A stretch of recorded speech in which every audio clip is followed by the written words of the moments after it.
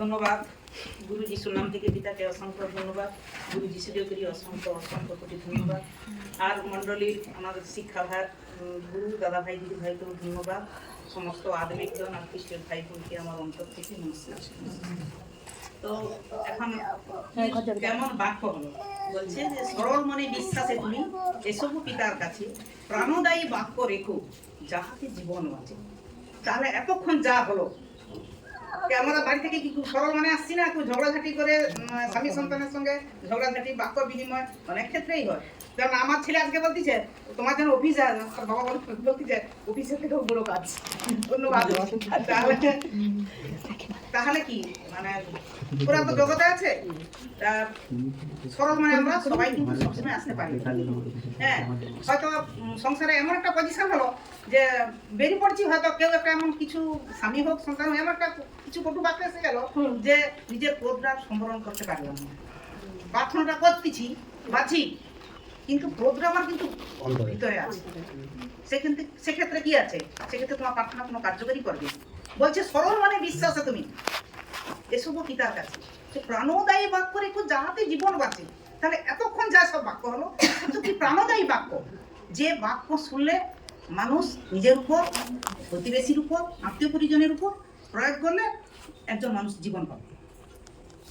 তাহলে কিরকম বাক্য? তাহলে প্রথম মনুষ্যকে আদম সজীব প্রাণী হইল, আর দ্বিতীয় মনুষ্য কি হলো না তিনি আত্মিক, তিনি কি হলো সজীব প্রাণী। প্রথম মনুষ্য আদম আগে আসছে, দ্বিতীয় মনুষ্য আত্মিক পশ্চাৎ। তাহলে যাহা আত্মিক তাহা পশ্চাৎ পরে আসছে। আর প্রথম মনুষ্য আদম মৃত্তিকা হইতে মৃন্ময়, আর দ্বিতীয় মনুষ্য উপর হইতে স্বর্গস্থিত। তাহলে আমরা যদি আদমের অনুরক্ত হই, তাহলে প্রথম মনুষ্য সেই আদমের কাছ থেকে আমরা আসি। তাহলে সেই প্রথম মনুষ্য যদি আদমের কাছ থেকে আসি, তাহলে দ্বিতীয় মনুষ্য যিনি স্বর্গ হইতে, তাহলে আমরা সেরকম অনুরূপ হতে পারবো।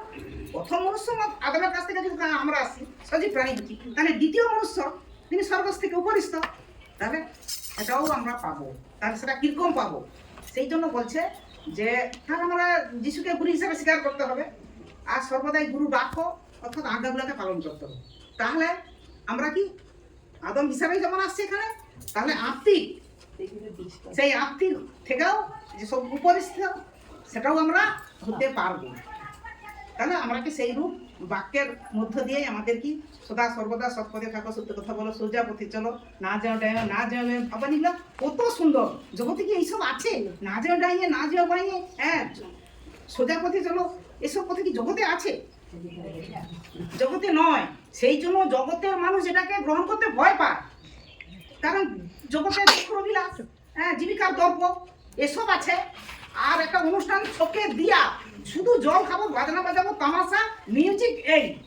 কিন্তু যখন আমি এই আর্থিক মনুষ্যকে গুরুরূপে গ্রহণ করছি, তখন কিন্তু আমাদের একটা নিয়মের মধ্যে চলে আসতে হবে। হ্যাঁ, তাহলে জগতের মানুষ আসতে ভয় পায় তো, সেই জন্য তো ওরা এত তাড়নাকারী, এত ওদের মধ্যে শয়তান বাস করে। লাটুয়া দিটা ঘরে বসে বসে কাঁদতিছে, এমন সময় প্রার্থনা করতেছে, বাক্য করতেছে, এমন শয়তানের পাল্লা। যদি 14 বছর আগে যদি বাধা দিত, তাহলে সে মেয়ে ঈশ্বরকে চিনত নি, তার মনে কষ্টও হতো না। কিন্তু এই যে ঈশ্বরকে চিনার পর যদি তার মাঝ পথে একবারে কাঁটা তারের বেড়া দিয়ে দিয়ে, সে মানুষটার আজ অবস্থা কি হচ্ছে। তো ঈশ্বরের কাছে আমার ওরকম চাহাত আছে যেন লাটুয়া দিকে মানে ওই সারি যেন নিজে বলে ভবনে আসতে, কারণ যে কত মানে শাস্তি পাবে স্যার বুঝতেই পারেনি। কারণ লাটুয়াদি একজন ঈশ্বরের সন্তান হিসাবে আছে, তাকে প্রতিনিয়ত অপমান করা মানে প্রতিনিয়ত ঈশ্বরকে অপমান করতেছে।